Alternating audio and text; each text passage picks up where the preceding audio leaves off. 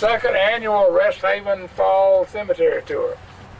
As you know, we had this last year. In the spring, we did one over to Old Baptist Cemetery, and all the ones we've done have been so well received that I can't imagine that this tradition will be interrupted anytime soon. I think we'll continue on with it because it's going so well. I do want to, just thank a couple of people. I want to thank Greer Funeral Home, who provided this tent for us today and the chairs to get started. They also provided some sponsorship money that enabled us to print the brochures and the cards that were in the mail. So if you see Greg Meadows sometime, be sure and tell him we said thank you for that sponsorship. Brian Harmon, the director of the Art Guild, should be here in a moment, but he is wrapping up things going on along with Fall Fest today. But he had some announcements, I know, so maybe later on he'll be able to share some of those announcements with you. Once again, though, with our cemetery tours, we are very privileged to have with us Nala Briscoe, who will be moderating and conducting the tour for you today. Nala is a native of Monroe. He knows an awful lot about people in Monroe. He knows even more about dead people in Monroe. So with that, I'm going to turn it over to Nala and let him go ahead and get started now. Nala?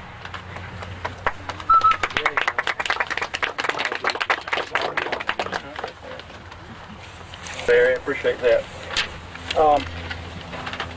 I might just sit down, and since I am somewhat aged, I might just sit down and talk to y'all instead of stand up. But I want to say what an honor it is to meet with you again on the second annual tour of Resthaven Cemetery. And it's wonderful to see so many friends and familiar faces back here as we salute more Monroe citizens who helped shape and define our city and county.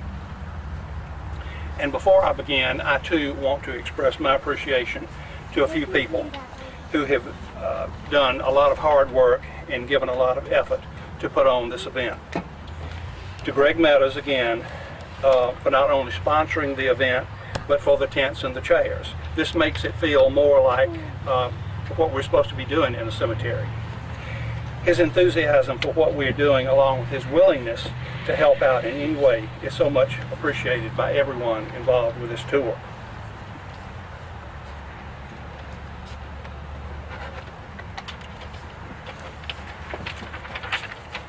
To Carol and Larry Bradley, Susan and Steve Brown, Sandra Connor, Tommy Aycock, and Brian Hardiman of the Monroe Art Guild, I want to extend a big thank you for all the time they have given to ensure these tours become a reality. It's because of their ongoing love of Monroe's history and the appreciation of our rich heritage that makes possible these tours in giving glimpses of the people who gave Monroe the background history that now stretches into the future. You all deserve a great big thank you.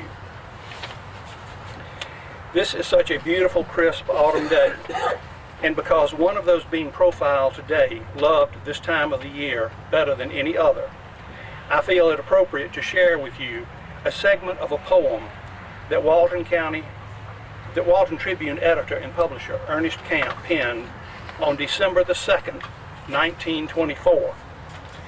The poem is entitled Autumn Leaves, and he writes,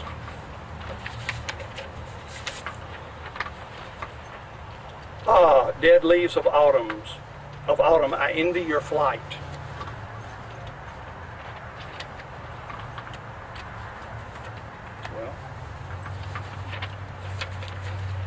In the arms of the zephyrs that hallow the night, and the prismatic picture you bring to my view is laden with hope and harmony too.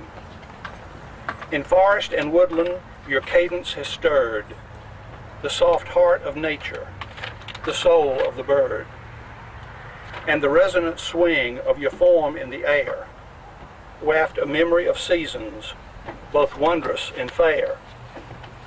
Dead leaves of autumn, what a message you bring from autumn and summer and winter and spring."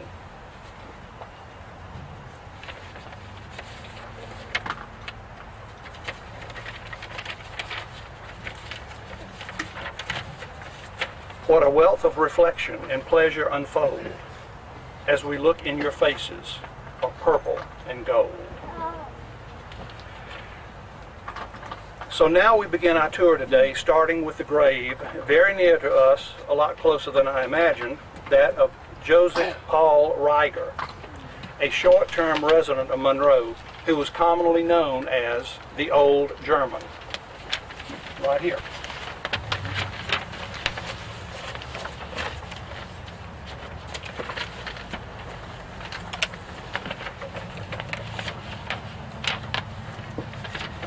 One of the hidden treasures of meandering through a cemetery is the information one can glean from looking at the headstones, markers, and monuments.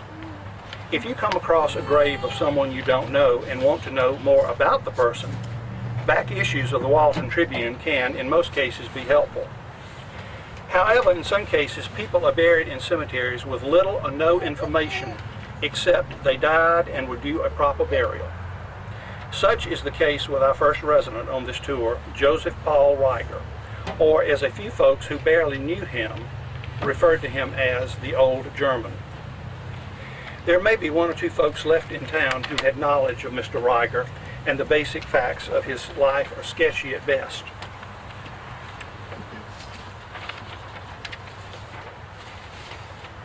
Many have asked the question, how did someone almost totally unknown manage to acquire one of the choicest burial plots in the cemetery? The facts as they were told to me are as follows. Mr. Reiger, known to those at the time as the Old German, was found dead at the boarding house of Mrs. Alice Aycock on February the 2nd, 1948.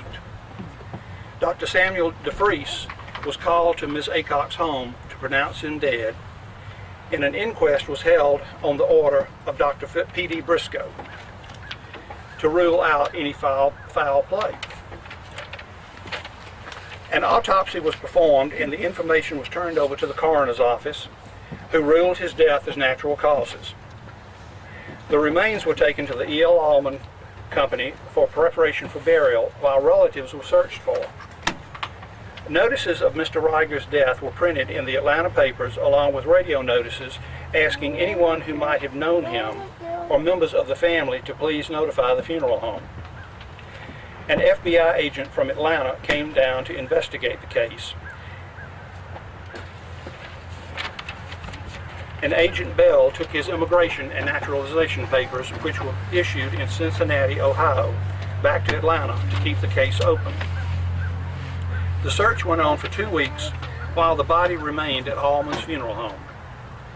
At the end of the 2-week period, when no one came forward to claim the body, city officials donated money for Mr. Reiger to be buried here at Resthaven, and the funeral home absorbed the cost of their services in giving this brief citizen of Monroe a decent and proper burial.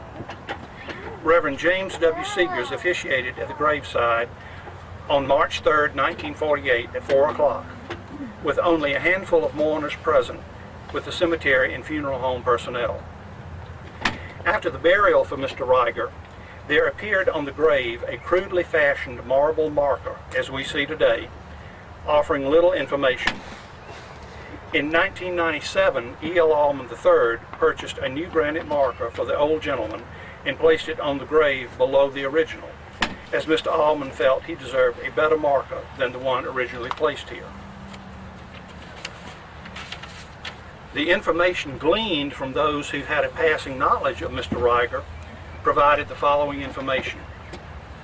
He was 5 foot 8 inches tall, 72 years old, and was missing a thumb, forefinger, and middle finger from his left hand.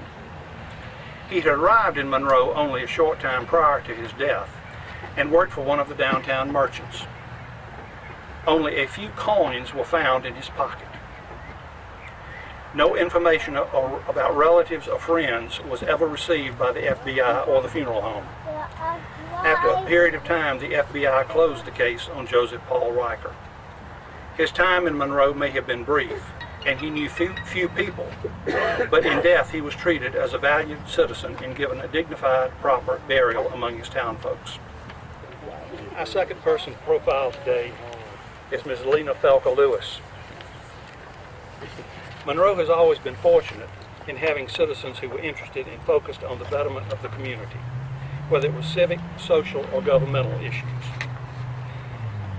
One lady in particular showed her love and appreciation for the city by seeing Monroe's cultural environment remained intact and thriving during her 89 years as a force to be reckoned with. When the name Lena Falco Lewis was mentioned, people took notice because they knew she meant business. Lena Falco was born in Monroe in 1876 to parents George W. and Lou Margaret Camp Felker. Her paternal grandparents were Stephen and Melinda Harbin Felker.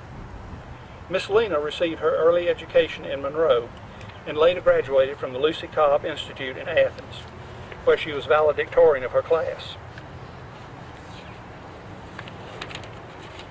Returning to Monroe after completing her studies, in 1901 she married local merchant and banker George Allen Lewis.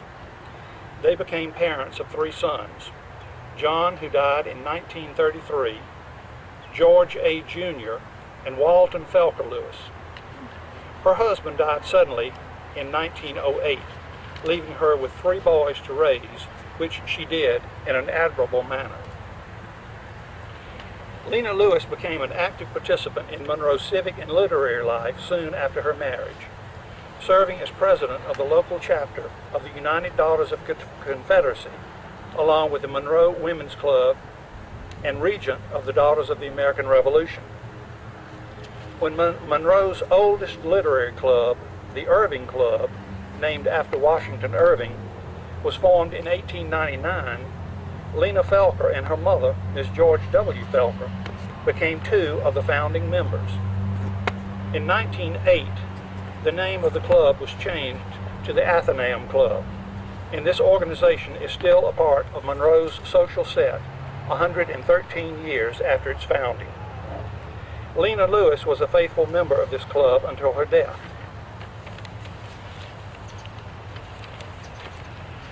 And was one of the first 4 early presidents in the club's history.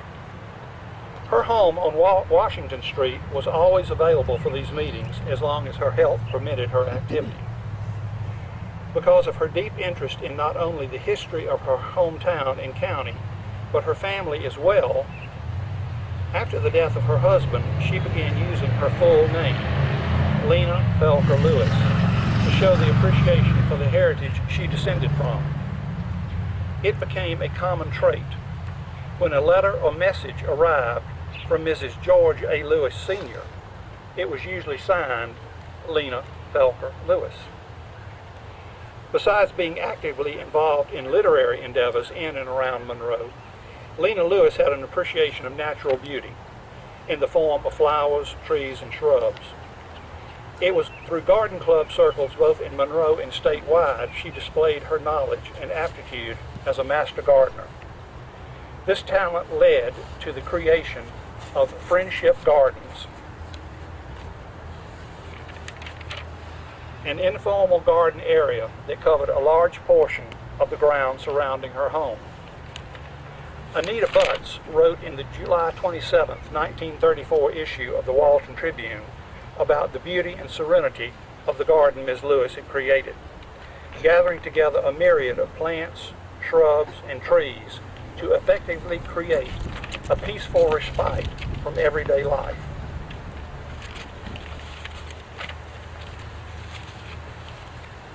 Bird baths, reflecting pools, and paths lined with boxwoods, dogwood trees, and rose bushes led to secluded areas where one might enjoy a cup of tea while leisurely reading an enjoyable novel.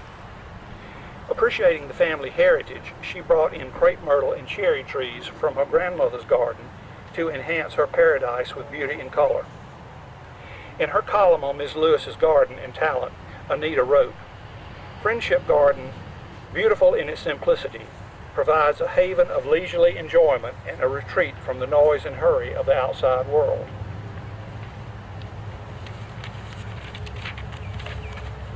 Along with being actively involved in cultural and social concerns, Lena Lewis was a staunch believer in the preservation of her hometown and buildings, especially the older buildings from which Monroe built early in its history.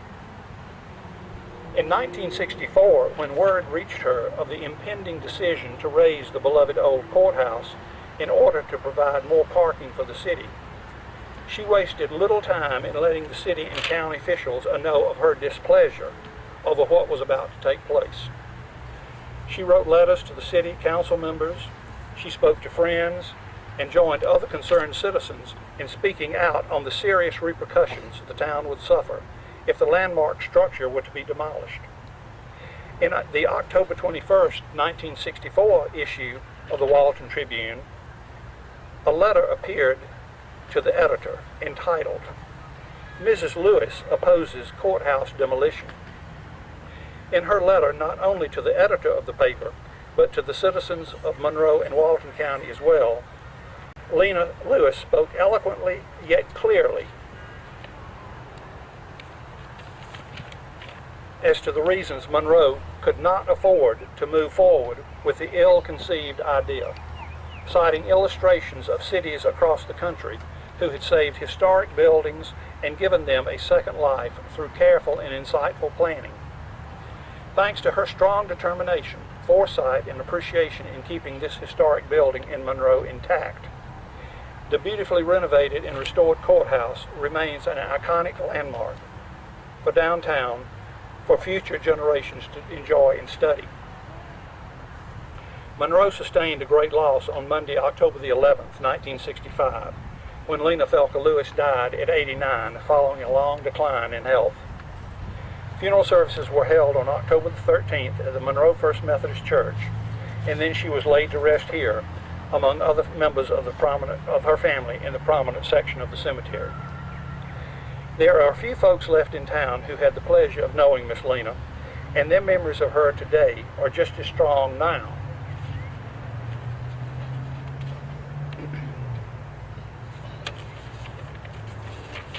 as they were then. These friends remember a woman of strong convictions, strong beliefs, and a strong faith.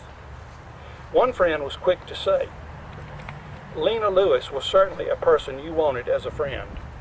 She saw beauty at every turn, whether it be a book, a garden, or a building. She was immensely proud of her family and its place in Monroe history. There were few people of her generation who cared as much about her town as she did. Her appreciation of history was unparalleled."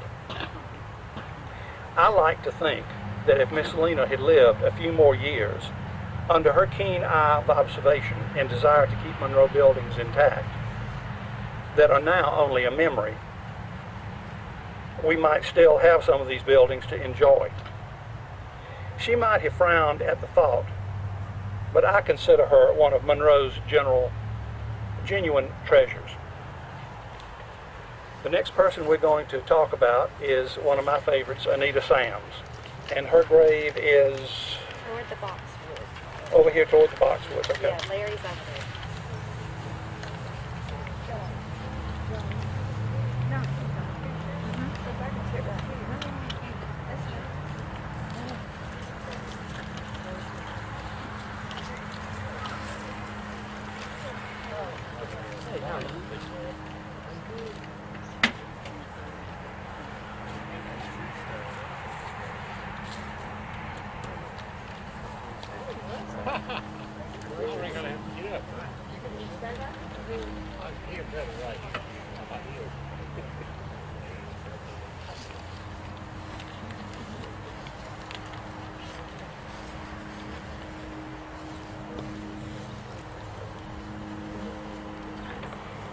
Every time a person picks up a copy of the history of Walton County, Wayfarers in Walton, they make friends with one of the most delightful ladies and dedicated writers I have ever known, Anita Butt Sams. When I think of my friend Anita, I instantly recall to mind the quote Peter DeVries once penned. When asked his thoughts on being a writer, he replied, "I love being a writer. What I can't stand is the paperwork."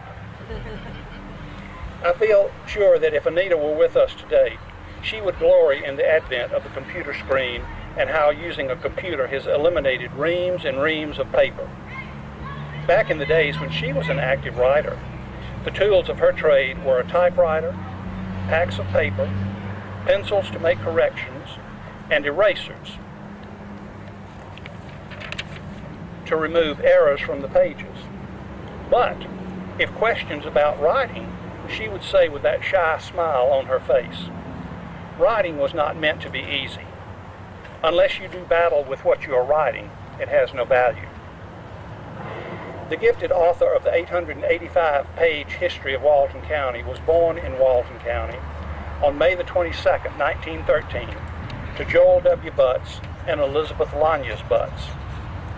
After graduation from the Monroe High School, Anita graduated with an ABJ in journalism from the University of Georgia in 1936. During the summers she was at Georgia, she worked part-time for the Walton Tribune. She took a position in Atlanta with Rawson Morrill Advertising Agency prior to her marriage to Robert S. Bob Sams on October the 20th, 1938. The couple lived for a short time in Charlotte, North Carolina, before returning to Monroe in 1941. Bob Sams died in 1980.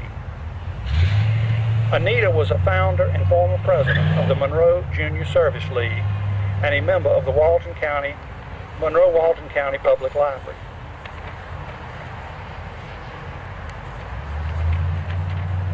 Of which she was on the board of directors.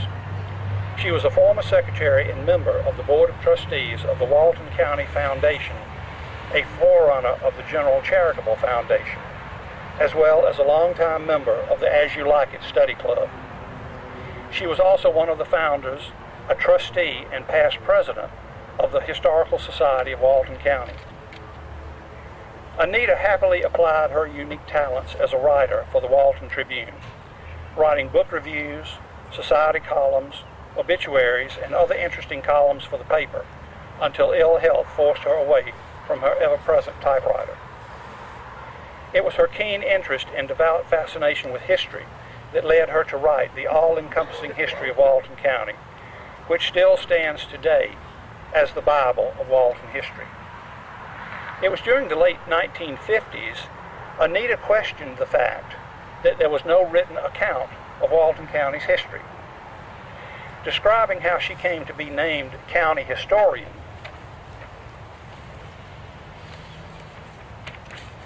she replied, "I've always been interested in his history. I've kept mouthing about how much we needed a county history, and the next thing I knew, I was in the business." After an exhausting 10 years' work on the book, it was published in 1967.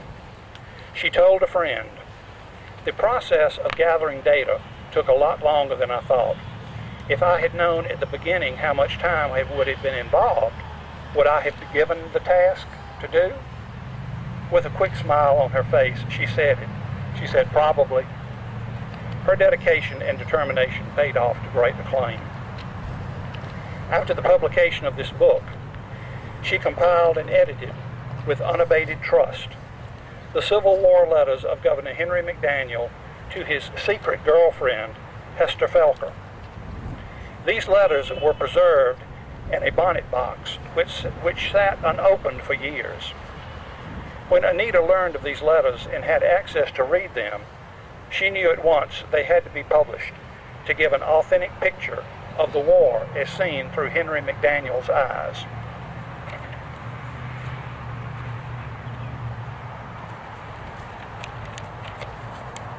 In 1977, writing of the publication of this book, beloved Atlanta Journal-Constitution columnist Celestine Sibley, one of Anita's friends, said, "Anita Sams, who will be remembered for her fine county history, Wayfarers in Walton, said she was fascinated by the McDaniel letters when she read them more than a decade ago.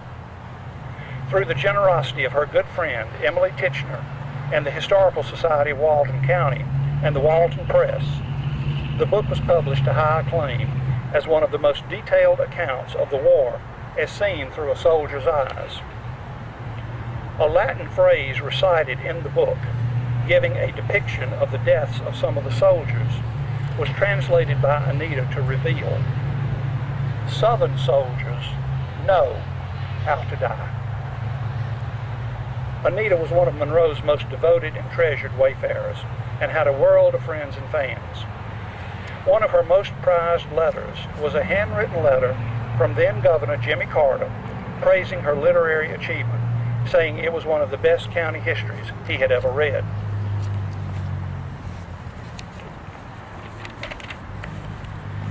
Anita died on July 6, 1993 at the Walton County Hospital after a long illness. Her good friend and longtime columnist at the Tribune, Wayne Shields, said of his friend, "She was quite a woman, and she will be sorely missed. Missed she is to this very day. When I remember Anita, I see a woman of style and class, one with a love and appreciation of her hometown history, which she unselfishly shared, asking nothing in return. To paraphrase a title from a favorite song, nobody did it better."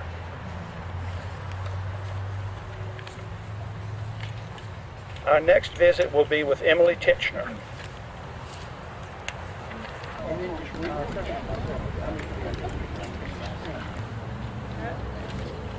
Through the years, Monroe has been blessed with having citizens whose altruistic generosity provided greatly in helping preserve and protect our town.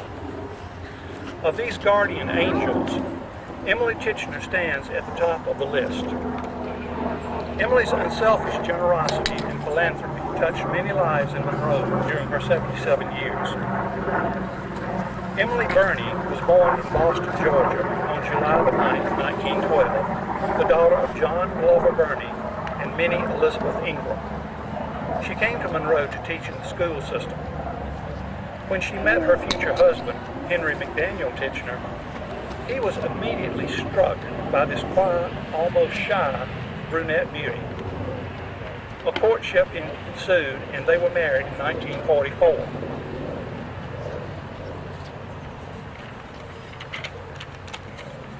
The couple resided in the McDaniel home place built by Henry's grandfather, a former Georgia governor. The young couple quickly became an integral part of Monroe society, entertaining their friends and families at various functions at the ancestral home place. Emily Tichenor wasted no time in becoming involved with many of the town's civic endeavors, showing her interest and desire to make Monroe a town in which the citizens could be most proud. After the death of her husband in 1965, Emily's interest in historic preservation fueled her desire to preserve the historic McDaniel home, which culminated in its placement on the National Register. Along similar lines of wanting to preserve documents of historic value, she teamed up with her friend, county historian Anita Butt Sams, and helped publish a collection of Civil War letters of Governor Henry D. McDaniel to his fiancée, Hester Felker, under the title With Unabated Trust. Other organizations that received the generosity of this petite lady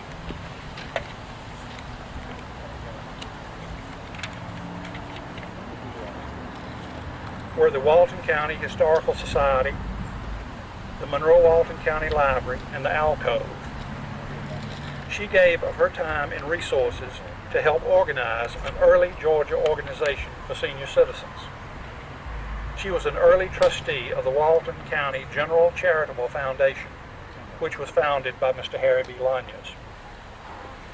Ms. Tichenor made significant contributions to the First Baptist Church in honor of her husband, and to the Boston Presbyterian Church in honor of her parents.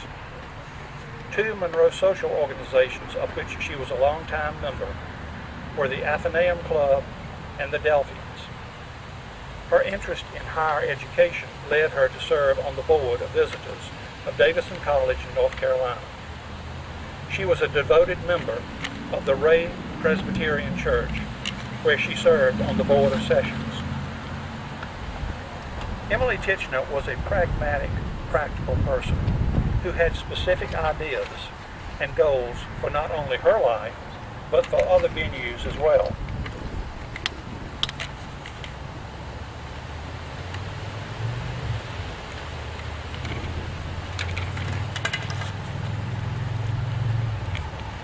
When When she learned of her cancer diagnosis, she set about to ensure the home that she had loved so well was to be entrusted to the Georgia Trust for Historic Preservation, and provided in her will a trust valued then at $1 million to be set up for the support and maintenance of the house and grounds.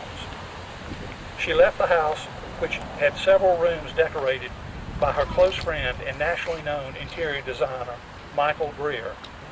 The furnishings, the furniture, the silverware, the porcelain, books, family portraits, and other works of art to the Georgia Trust. The 7.21 acre tract of land which surrounded the house was also given to the trust. It was her wish that her home be opened to the public and used for various social functions, educational tours, receptions, and meetings. A board of local citizens would regulate the use of the house. It was very important to Emily Tichenor that her last breaths be taken in her treasured home, surrounded by the things she loved.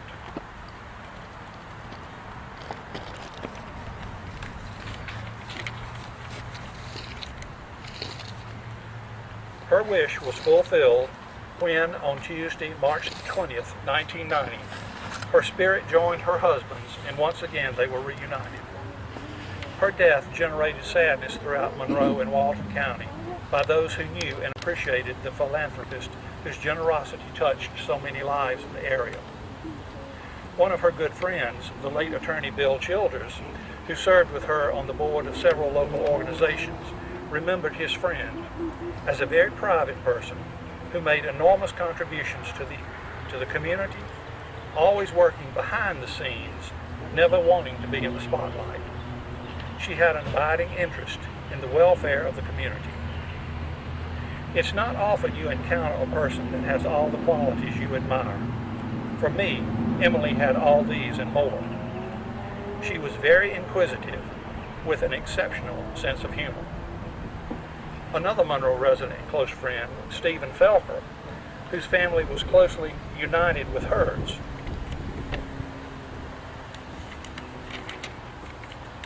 paid tribute to her in saying, "Emily was a strong, witty lady with a keen sense of what she wanted to do, and with a feeling of what was best for Monroe. We will not see her like again."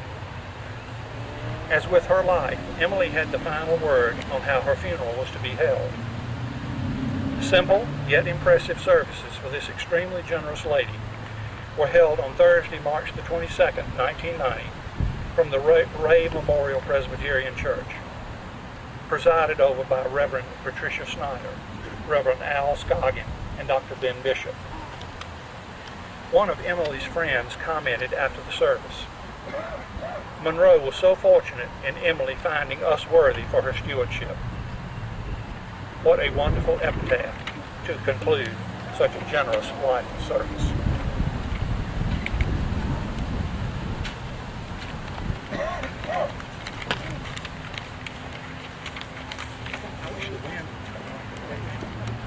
To have a treat for us now. We're going to walk down this way, and we're going to come to the graves of two of Monroe's industrious, ingenious citizens, Mr. and Mrs. Joe C. Greer, along with information on their son, interior decorator nationally known Michael Greer.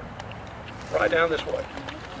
One of my regrets is never having the opportunity of enjoying the fine dining that was offered up by one of Monroe's most endearing and engaging couples, who saw to it their boarders, along with most of Monroe, were treated to the meals that came from the dining room of their establishment, the Greer House. The steps leading to the legendary boarding house began in 1913 when Miss Bessie Moore arrived in Monroe to operate the old Walton Hotel. A year after her arrival, she met, dated, and married Joseph K. Greer in 1914. When the Walton Hotel ceased its operations to house business offices, the Greers decided to strike out on their own opening a business that catered to travelers and newcomers to Monroe. The first Greer House opened in 1920 on South Broad Street. When that structure was destroyed by fire, the Greers moved up Broad Street to the old John T. Robertson home. In 1922, the business moved to the old E.M. Williams property on East Spring Street. When the old E.P. Nowell house on Broad Street next door to the Robertson home became available in 1930, the size of the building was more spacious, along with an area for parking, and they were back on Broad Street. The Greers moved for the final time into what most of the older contingent in Monroe now remember. The Greer House not only served as a haven for travelers and residents, but as a general meeting place for business meetings, social events, and school functions. And where there are meetings and social events, you usually find food. Besides serving food to the residents of the boarding house, on Sunday afternoons immediately after church, the front doors would be open to the Monroe community for them to enjoy lunch. I feel sure there are still some in town who can remember standing in line on the sidewalk or the front porch waiting for a table in the dining room.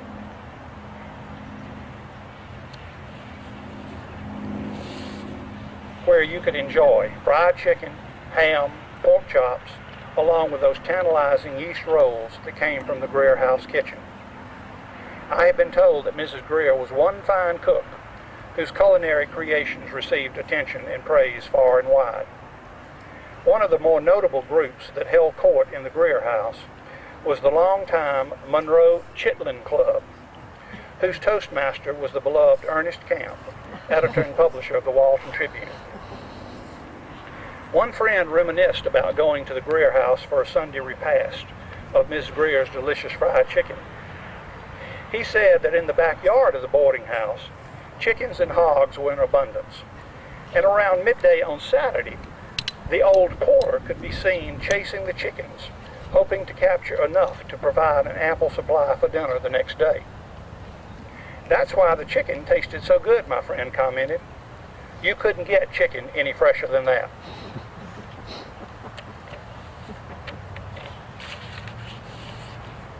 While Miss Bessie tended to the kitchen and oversaw the upkeep of the room upstairs, Joe Greer tended the front desk and made sure the downstairs was ready to receive whatever groups wanted to reserve the various rooms for meetings. Joe always knew what rooms to place the right groups in and what the group's inclinations were for the proper beverage to be served for the group. After all, certain priorities must be followed. Both Mr. and Miss Greer were well loved and respected for the services they provided for the Monroe community. A nice place to lay your head at night and some good food to fill your stomachs. Life doesn't get much better than that. At least back then it didn't. When Bessie Greer died on Saturday, March 15, 1947, at Crawford Long Hospital in Atlanta, at the age of 68, an important part of a successful husband and wife team came to an end. Tribune editor Ernest Camp, longtime friend to both, said in his eloquent obituary of Mrs. Greer, "Thousands of transients, part-time residents, and permanent citizens of this community have partaken of the hospitality there. The Greer House was an integral part of Monroe. Her energy was boundless, and she never waited to be called upon whenever anyone needed assistance or when some civic movement required support. She devoted her life to others and was a ministering angel, always looking for opportunities for unselfish service. She was, in the broadest sense of the word, a public benefactor, whose life was a beautiful symbol for all that was good, generous, and noble." Mrs. Greer's funeral on Monday, March 17, 1947, at the First Baptist Church, was one of the largest funerals to date. Reverend J.L. Drake officiated, assisted by Reverend J.W. Seegers. Seemingly lost without his partner of so many years, Joe Greer continued to operate the boarding house until January of 1955, when ill health finally forced him to close his doors to the public.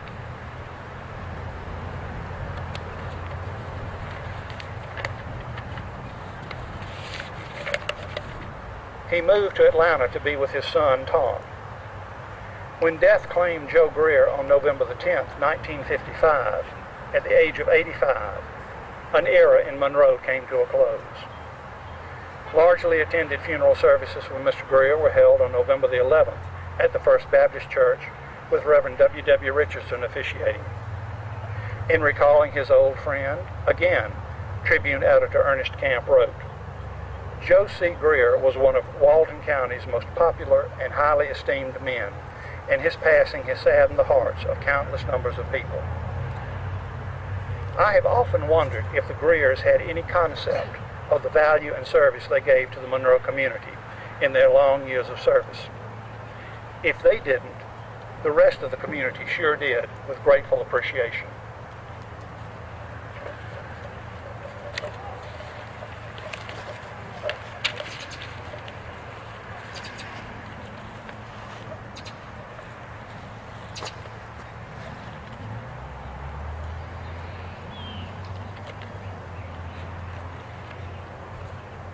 While his parents were noted for their community endeavors in Monroe, Michael Greer, their son, went a step further. He had the distinction of being known in the New York Times and Atlanta papers, as well as his hometown paper. He was well known in New York, Washington, and California society circles as he was in Monroe. He left his hometown to achieve great success and acclaim as an internationally known interior decorator and designer, but not under the name he was born with. Joseph K. Greer Jr.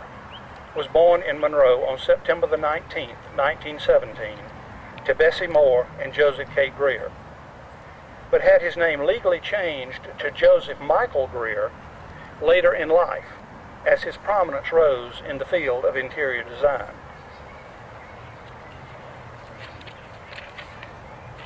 As a young boy growing up in a boarding house surrounded by people from all walks of life, it's easy to see where he developed his charm and ease around people. His penchant for entertaining at lavish parties and soirees possibly came from being amidst these early gatherings in his parents' boarding house. From an interview with a reporter in 1969 about growing up in a small town, Michael replied, "I enjoyed growing up in Monroe. It was a nice, quiet town.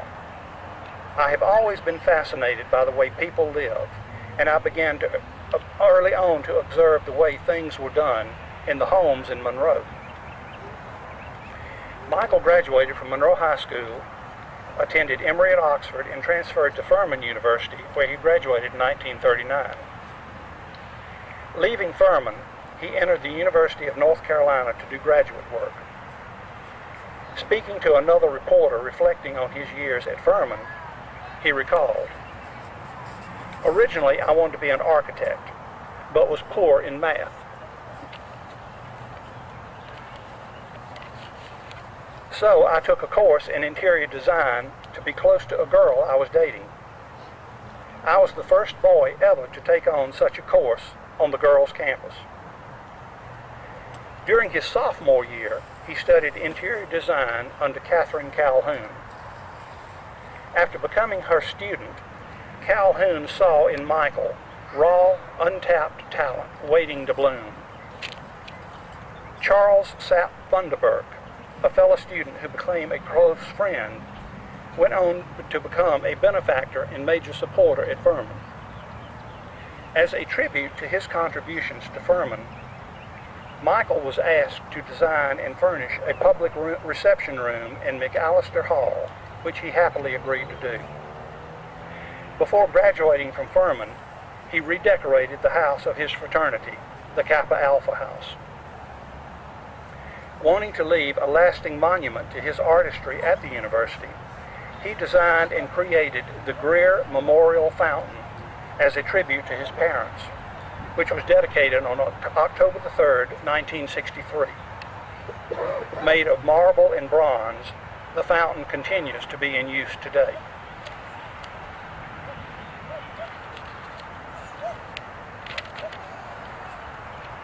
Completing his studies at UNC, Michael was drafted into the Air Force in September of 1941.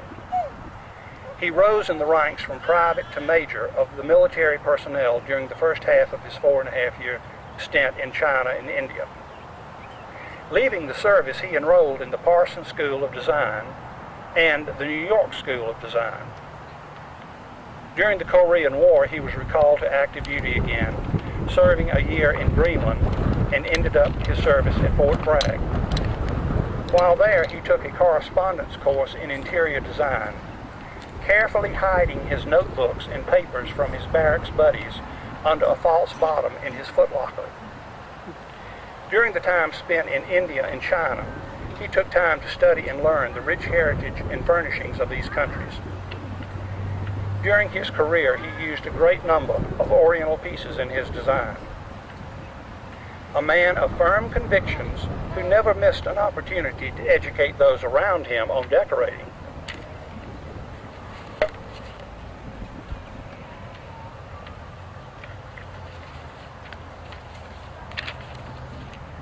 A typical Greer comment on Chinese porcelain goes like this: I like Chinese porcelain vases for lamps. One of my pet peeves is to hear anyone use the word China in reference to an article, because China is a place.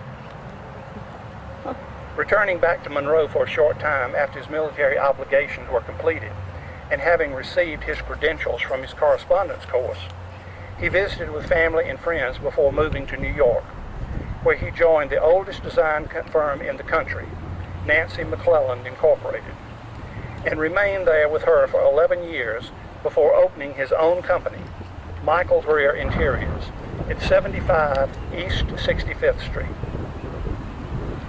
In an interview for the Atlanta Journal-Constitution Sunday magazine in the 60s, Michael was asked about his earliest interests in the design of in the interior design field, to which he responded, "One of the first persons to encourage me to enter the field was Mrs. Clifford Walker of Monroe, whose husband was a former governor."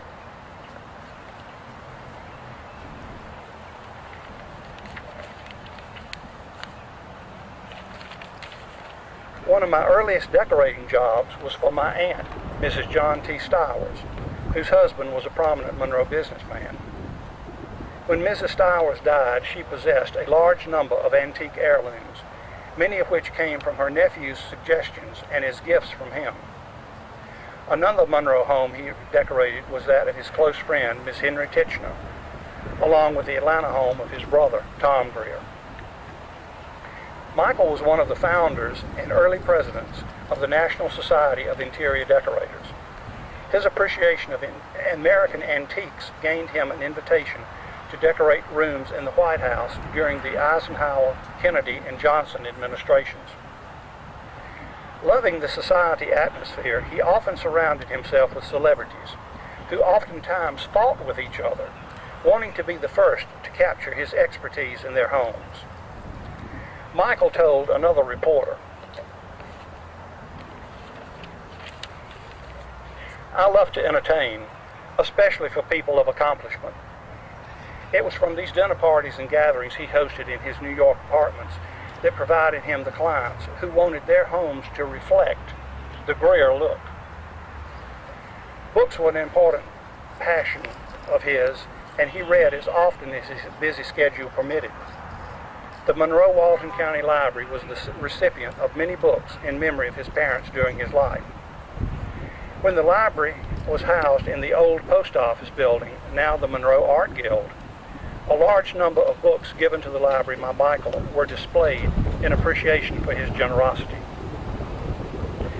Possessing a fertile and active imagination, much of it gained from what he read, he was often in demand as a lecturer, and his audiences were delighted with his flawless, undeviating tastes as he peppered his talks with decorating tips, wit, and humor. always to speak his mind no matter what the occasion.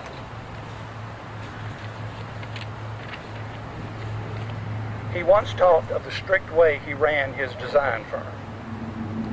If you come to see Michael Greer, you see Michael Greer, he blasted once after losing a client who came to see him and left in a huff because an assistant waited on her.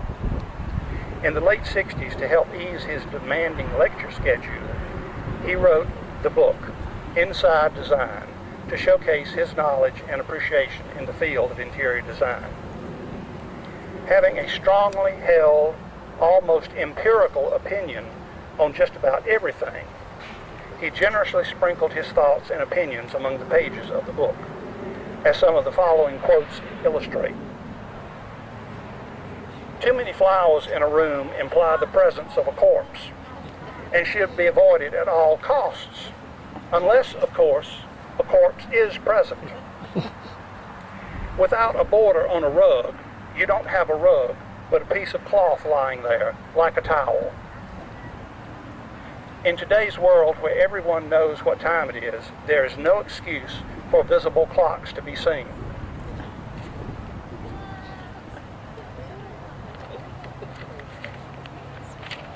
Unless they help to ornament the room in which they are visible.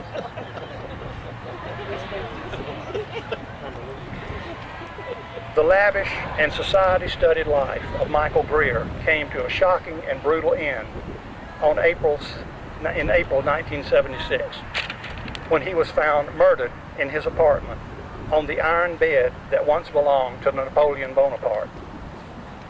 As in life, his death made headlines around the globe. His business partner was charged with the murder and spent many years in prison. Michael was returned to his beloved Monroe for the final time, where funeral services were held at St. Albans Episcopal Church, and his ashes interred here in the family plot. Because of the nature and brutality of his death, his brother Tom decided against having a marker to indicate this burial site. Since I attended the graveside service, I can tell you exactly where his ashes are.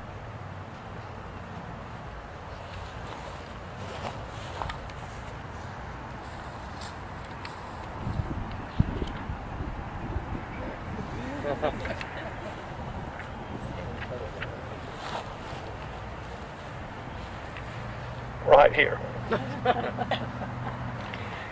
There are still people in Monroe who remember Michael Greer as an elegant, sophisticated, outspoken Southern gentleman.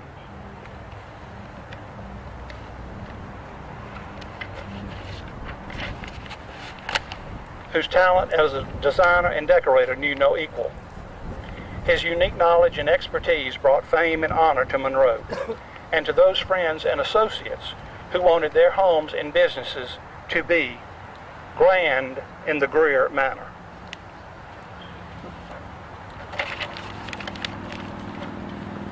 Our next visit is going to be with Ernest Camp.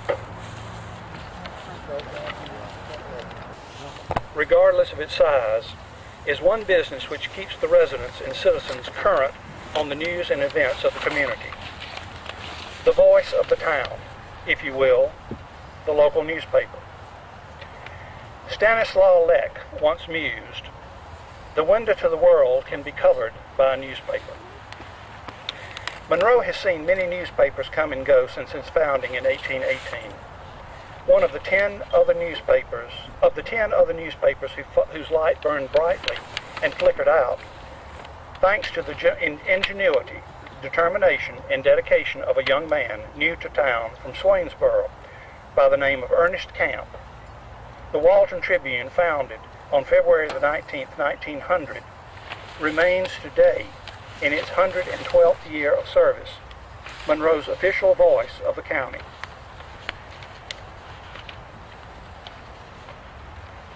As an old advertising slogan prominently displayed on the masthead said, the Tribune covers Walton County like the sunshine. When young Ernest Camp came to Monroe in January of 1906 to take over the editor's chair of the paper, he brought with him quite a bit of experience, having been the editor of papers in Swainsboro, Brunswick, and Dublin. In assuming the top chair at the Tribune, his beginning salary was the whopping sum of $50 a month. He took his time settling in, getting to know the folks in town, the businesses up and down the street, and where folks lived. After assimilating all these facts in his head, he then began creating one of the best small town newspapers in the state. Ernest Camp was born in Swainsboro, Georgia on October the 14th, 1880. He attended the Swainsboro Public Schools and at age 11 entered a local printing office where he began working and stayed there until the age of 17, when he began publication of the Swainsboro News, a weekly newspaper. Several years later, Mr. Camp began working for the Atlanta Constitution as a traveling representative, serving in this capacity for several years. In 1903, he went to Dublin, where for 2 years he edited the Dublin Times, a semi-weekly newspaper. It was during this time there he met Miss Irene Sanders, whom he married in December of 1904. They became parents to 3 children, Ernest Camp Jr., Sanders Camp, and Martha Camp, who later married Harry Burns of Atlanta. After the death of his wife in 1932, Mr. Camp married Miss Marguerite Joyner of Tenille. In 1905, Ernest Camp moved to Brunswick, where he succeeded the late Sam W. Small as editor of the Brunswick Journal, and moved to Monroe in 1906 to become editor and publisher of the Walton Tribune, which he later purchased. Mr. Camp's talent for writing became apparent at an early age.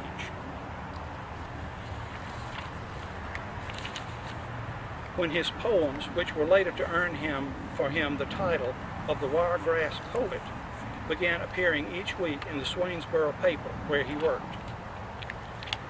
From 1925 to 1927, Mr. Camp served as president of the Georgia Press Association, bringing that organization to national attention by leading its members for the first time on out-of-state trips to Cuba and the New England states in the interest of recreation and international goodwill. His interest in political affairs landed him friendships with the former President Franklin Roosevelt, Frank Knox, Woodrow Wilson, and Senator Oscar W. Underwood. From his seat in the editor's chair, Mr. Camp achieved considerable influence in political affairs of the state, especially his involvement with the Democratic Party. He served as a delegate to the Democratic Convention in Baltimore in 1912, which brought about the nomination of Woodrow Wilson for president. 20 years later, in 1932, he was a delegate to the Chicago Convention,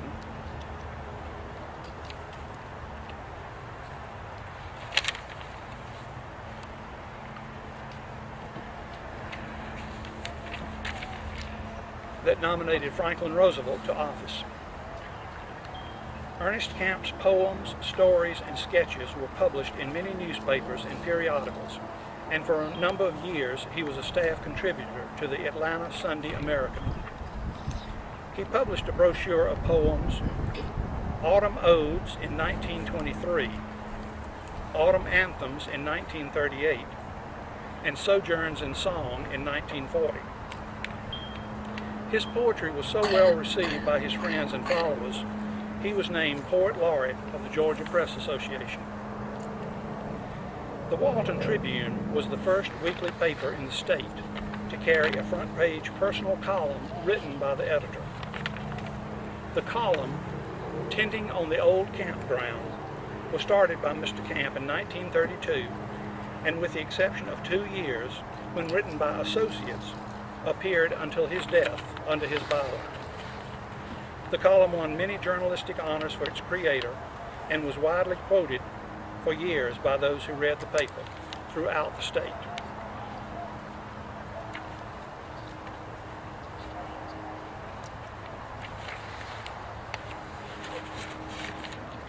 The final column written by Mr. Camp appeared the week before his death, with the lead article being devoted to October, his favorite month of the year, which was also recalled in his poems reflecting the beauty and color of this time of year.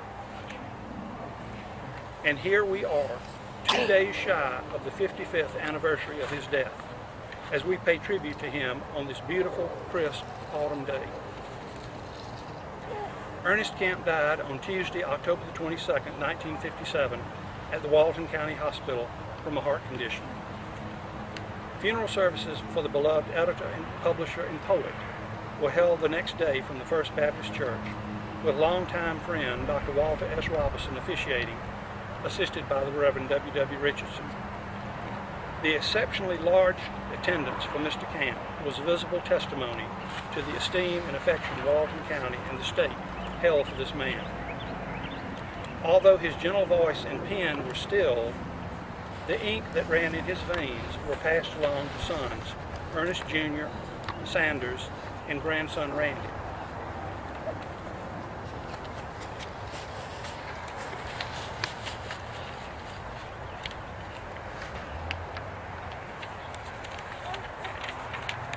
Who carried on the legacy until 1976, when the paper was sold outside of the family. A portrait of Ernest Camp hangs in the offices of the Walton Tribune, and I feel sure his spirit still pervades the rooms and crevices of the offices he so loved, just to keep an eye on the newcomers, writing the stories of today, to make sure they continue some of the practices he set up long ago to ensure the paper continues well into the future.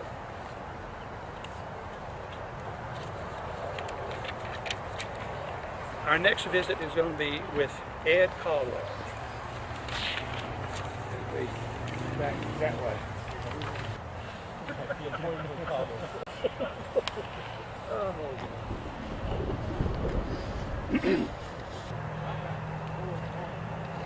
I'm going to have to talk a little bit louder because the microphone gave out. If anybody can't hear me, let me know. In today's world, many folks have little, if anything, good to say about the hard work and efforts put into the publishing of a daily or weekly newspaper. Herbert Bayward Swope once wrote, "The first duty of a newspaper is to be accurate. If it be accurate, it follows that it must be fair." Following on the heels of this comment came one from writer Arthur Christensen, who said of newspapers, "News, news, news. That's what we want. You cannot beat the news in a newspaper." As I said in my tribute to Ernest Camp, Monroe was fortunate in having two newspapers of merit, the Walton News, which had its beginnings dating back to 1880, and the Walton Tribune. There's no question that two of the finest and most eloquent wordsmiths of the time were Edward A. Caldwell and Ernest Camp. After several unsuccessful attempts at starting a viable newspaper in the county, in 1880 the Walton News opened its doors in Monroe, with B.S. Walker as editor. In 1885, Monroe resident and later Attorney General of Georgia, George M. Napier, purchased the paper, and Joseph Falco took over the daily operations. About this time, a newcomer arrived in Monroe from Augusta, young Edward A. Caldwell, long having an interest in the newspaper business and just itching to get his hands wet in printer's ink. Son of the late James Monroe and Rebecca Jane Maughan Caldwell, native South Carolinians, who later moved to Augusta, Ed Caldwell arrived in Monroe at the perfect time, finding Mr. Falco with his hands full running the Walton News and wanting to yet start another paper. With the assistance from Mr. Falco, Ed Caldwell began the Walton Messenger, the county's first semi-weekly newspaper, on February the 5th, 1897. This job began what was to become a long career in journalism, lasting well over half a century. The cost of a year's subscription to his paper was $1 silver. In 1899, the Walton News and the Monroe Messenger were merged under the name the Walton News and Messenger. Joseph Falco purchased the Walton News from Mr. Napier at the time of the merger and gave Ed Caldwell and his friend Clarence Hester the responsibility of running the Messenger. Sometime after the merger of these two papers, the name Messenger was dropped from the title and it was renamed the Walton News. In 1906, Mr. Caldwell and Mr. Hester purchased the News and erected a building on East Spring Street, later occupied by the Georgia Continental Telephone Company as their offices and plant. This building is now owned by the son of the late J.E. Briscoe, a Monroe attorney. The Walton News was published continuously until its consolidation with the Walton Tribune in 1951.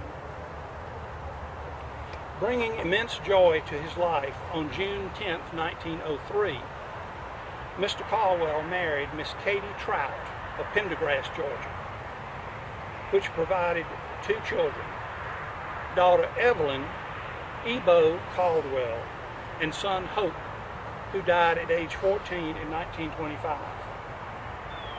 Daughter Ebo worked for her father at the newspaper, serving as the society editor along with writing columns on Monroe for a period of years. While retaining the title of editor during his lifetime, Mr. Caldwell was also active in the Monroe Methodist Church and was licensed as a local preacher. He went wherever there was need to officiate at a wedding or a funeral, never asking for payment, even when the journey was long and difficult. His friends and those in need always came first for Ed Caldwell. After the death of his son, Mr. Caldwell organized in Monroe the Young Men's Christian League to provide a Christian organization for the young men of the community. Ed Caldwell was a charter member of the Monroe Kiwanis Club, also having served as its president. He held one of the longest continuous attendance records of note and never missed a meeting unless due to illness. Holding the editor's chair at his paper for over 50 years, Mr. Caldwell knew practically everyone in Monroe and many folks out in the county from his role as a preacher. He kept a small notebook in his shirt pocket and a stubby pencil to record events and conversations with his friends that found their way into the various columns and articles he wrote. He was a tireless advocate for Monroe and the county, giving his time and energies freely wherever he felt they were needed and appreciated. Being the wordsmith he was, when he was called upon to offer up a wedding prayer for a couple beginning their life together, or a eulogy in hopes of getting a friend into heaven, his daughter Ebo said laughingly of her father, "If Papa can't do it, nobody can." Many folks kept copies of his obituaries he wrote for the Walton News because of his eloquence with words and phrases. A series of strokes ended the long, word-filled life of editor Ed Caldwell at age 79 on Monday, June the 23rd, 1952. His funeral was conducted on Tuesday, June the 24th, from the First Methodist Church to a capacity crowd. The sanctuary could not hold all the floral offerings that were sent in tribute. A story circulated around town the day of the service that ministers George L. King and J. L. Drake were not really needed because editor Caldwell had written out his own eulogy and only needed someone to read it. So certain he was of his words, he felt that with the right speaker, his chances of getting through those pearly gates was a sure thing. I hope he was right.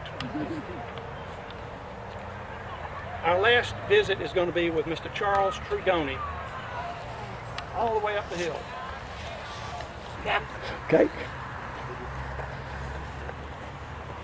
I had been told on more than one occasion that Monroe has always had some of the finest eating establishments of anywhere around, whether it be a hamburger joint such as the late Perry Garrett began back in the 40s, or one of the more refined restaurants that lined Broad Street and other venues scattered about town.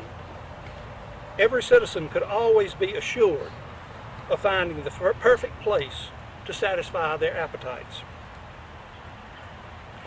One of Monroe's earliest restaurants began with the arrival of Greek native Charles Arthur Trigoni when he opened his Manhattan Cafe, which for 41 years was a landmark on Broad Street and among North Georgia eating circles. A man of strong ambitions and enduring goals, Mr. Trigoni taught himself to speak and write English shortly after he landed in New York in 1904. Always a strong believer in the American way of life, he and his wife had the distinction of sending 5 children to the University of Georgia, where each one graduated. Mr. Charlie, as he liked to be called, came to Monroe in 1914 from Manchester, New Hampshire, where he had resided since 1904.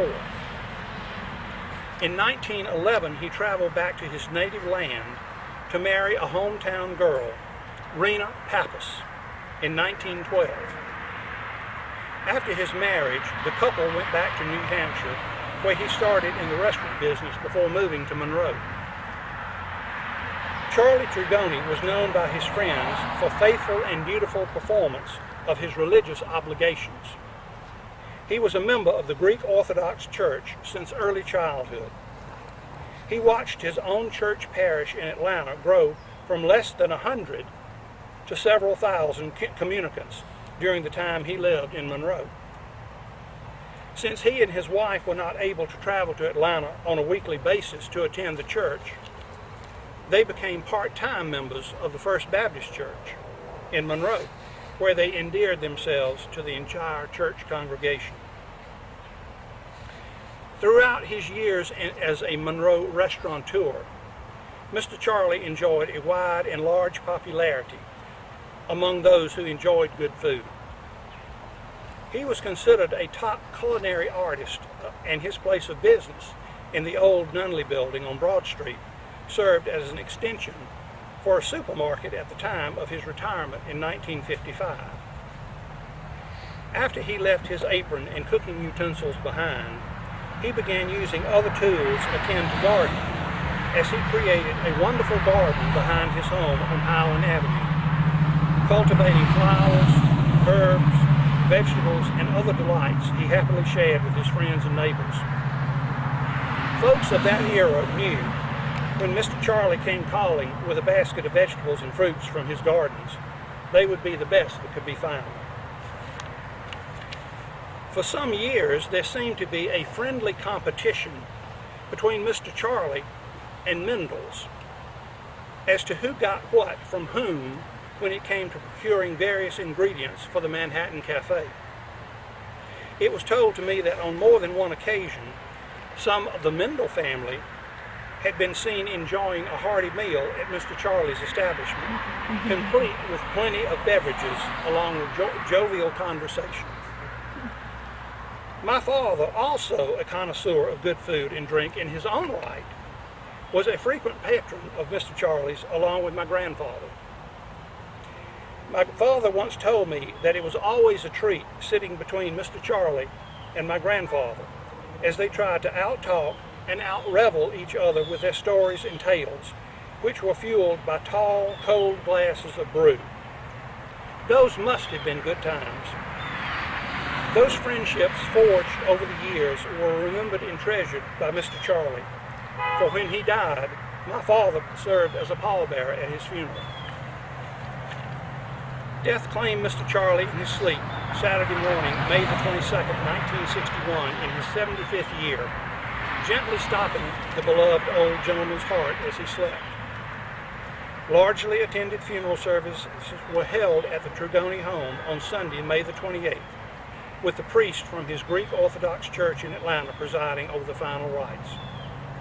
His gentle and quiet character, along with his high ideals, brought him first customers to his restaurant, who later became lifelong friends, who were always assured of a table at Charlie Trigoni's Manhattan restaurant. And now, as we bid farewell to those whom we have visited and gained a glimpse into why they were special in their own roles, adding more heritage to Monroe's history, I want to leave you with a thought. No one is ever really gone as long as their memory lives on in you. Thank you very much.